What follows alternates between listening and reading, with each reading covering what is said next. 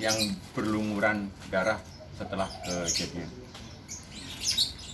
Palangkaraya, tepatnya di daerah Jalan Janorangas, Kelurahan Bukit Tunggal, Kecamatan Jekan Raya, Palangkaraya, yang terjadi pada tanggal 14 Mei 2024 sekira pukul 23.00. Kejadian tersebut mengakibatkan korban meninggal dunia karena penganiayaan berat menggunakan senjata tajam pisau. Jadi untuk korban atas nama STN, ini perempuan, umurnya sekitar 35 tahun. Beliau adalah ustazah di salah satu pondok pesantren di wilayah Palangkaraya. Untuk pelaku adalah santri dari pondok pesantren tersebut dengan nama inisial FA, umurnya 13 tahun. Nah, kejadian ini sudah kita lakukan pemeriksaan, baik itu untuk pelaku, kemudian juga saksi-saksi, ada ustadz, ada ustazah yang melihat pertama kali, kemudian juga yang membantu korban membawa ke rumah sakit Betang, dan juga korban yang pertama kali ikut mengamankan pelaku. Dari kejadian ini, untuk motifnya setelah kita lakukan pemeriksaan, jadi pelaku ini adalah santri di sana dan memang beberapa kali melakukan pelanggaran. Pada saat bulan Desember 2023, santri ini melakukan pelanggaran, kemudian mendapatkan hukuman dari korban, dilakukan tindakan dijemur. Kemudian terakhir kemarin, jadi H-1 tanggal 13 Mei, pelaku ini juga melakukan pelanggaran, keluar dari pondok pesantren tanpa izin. Oleh ustadz yang membimbingnya itu diberikan sanksi untuk menyalin Al-Quran sebanyak 2 juz. Nah, setelah dilakukan tindakan tersebut, pada saat tanggal 14, sambil mengerjakan sanksi tersebut, setelah selesai melakukan tugas sanksi, pelaku ini teringat dengan benci dan dendamnya terhadap ustazah yang melakukan sanksi pada saat Desember 2023.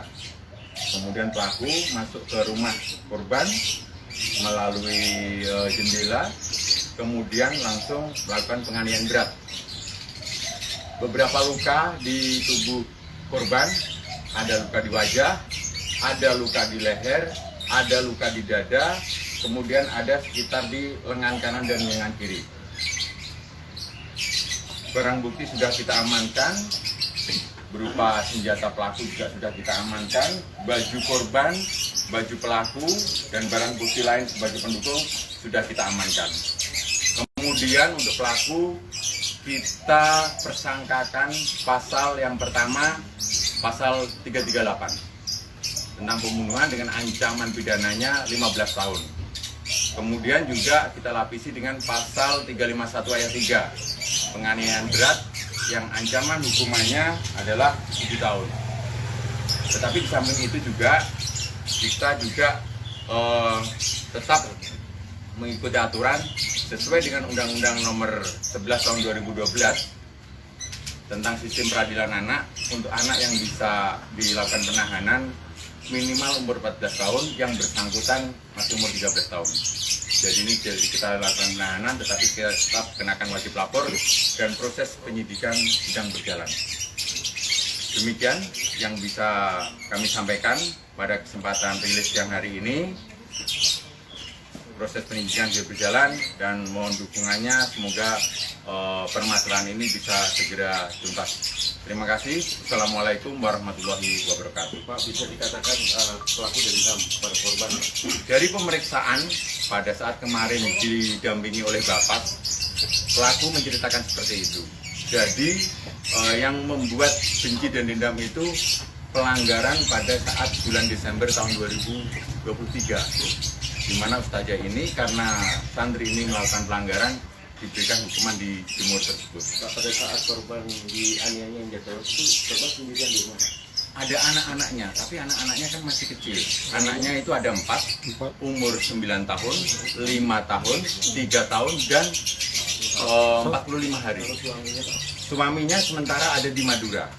Kemarin setelah kejadian, paginya suaminya langsung terbang ke Palangkaraya, dan kemarin siang untuk almarhumah sesuai dengan kesepakatan pondok pesantren dan keluarga langsung dikebumikan di pemakaman umum Islam di PAL 12. Pak, untuk anaknya Pak yang pelaku Pak, apakah ada diperiksa secara psikologisnya Pak? Gitu. Sudah, jadi memang sudah sesuai SOP kita kan kejadian-kejadian yang fatal seperti ini, pelaku langsung kita lakukan pemeriksaan psikologis. Kita sudah bekerja sama dengan Bapak dan juga psikologi dari Krimum Polda Kalimantan Tengah untuk mendampingi pelaku apakah ada mungkin indikasi lain atau mungkin ada sebab-sebab khusus lain yang bisa menyebabkan terjadinya peristiwa pidana tersebut.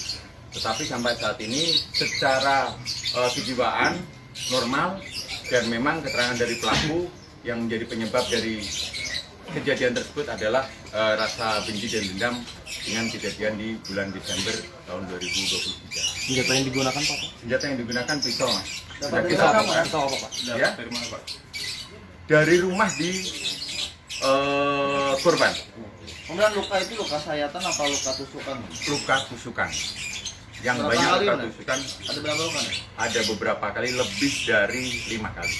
Pak, kalau berdasarkan pemeriksaan ustadz atau ustazah lainnya, Pak, perilaku anak tuh dikenal seperti apa sih, Pak? Apakah pernah ada pelanggaran yang fatal juga terhadap temannya atau terhadap orang lain?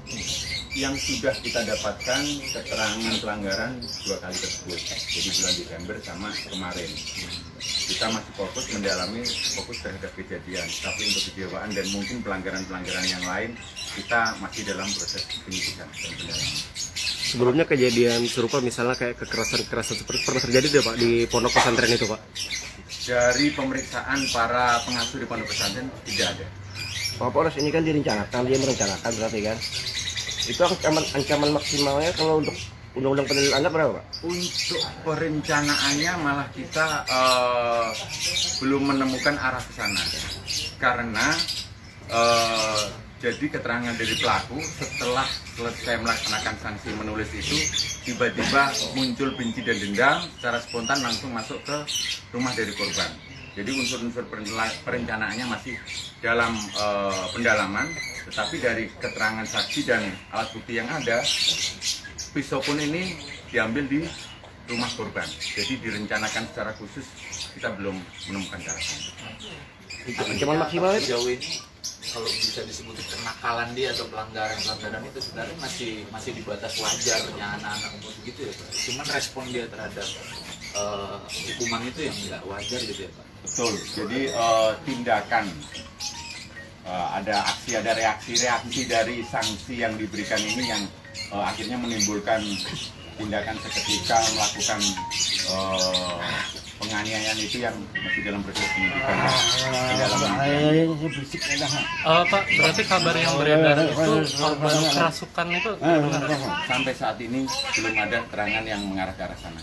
Keterangan dari pelaku didampingi oleh bapak dan psikolog memberikan keterangan seperti itu. Jadi ada latar belakang hingga muncul benci dan dendam seperti itu. Pak, katanya setelah menusuk segala macamnya Pak, dia menangis Pak seperti di depan korban Pak. Apa betul Pak dia seperti itu Pak? Yang kita temukan pada saat itu memang masih di depan korban dan menyesali perbuatannya. Pada saat ditangkap itu dia masih di situ, Ada di depan korban. Iya. yang awalnya dia mengaku tak sadar diri Pak, benar Pak? Ya. Yang dia mengaku kan kerasukan gitu, nggak sadar diri gitu. Dari keterangan pelaku dan ustazah yang ada di lokasi tidak ada keterangan yang mengarah ke sana. Tapi dari keterangan pelaku betul-betul menceritakan yang bersangkutan ini benci dan dendam karena kejadian sanksi yang diberikan pada saat pelanggaran di bulan Desember. Apakah selain itu ada pemicu lain Pak? Misalkan apa yang dilakukan korban ini, misalkan dia kasar atau dan segala macamnya Pak, untuk teman-teman yang lain? Sampai saat ini belum ada keterangan yang mengarah ke sana. Ini masih dalam proses penyidikan. Demikian rekan-rekan ya. Ini barang bukti alat. Download Tribun X sekarang. Menghadirkan lokal menjadi Indonesia.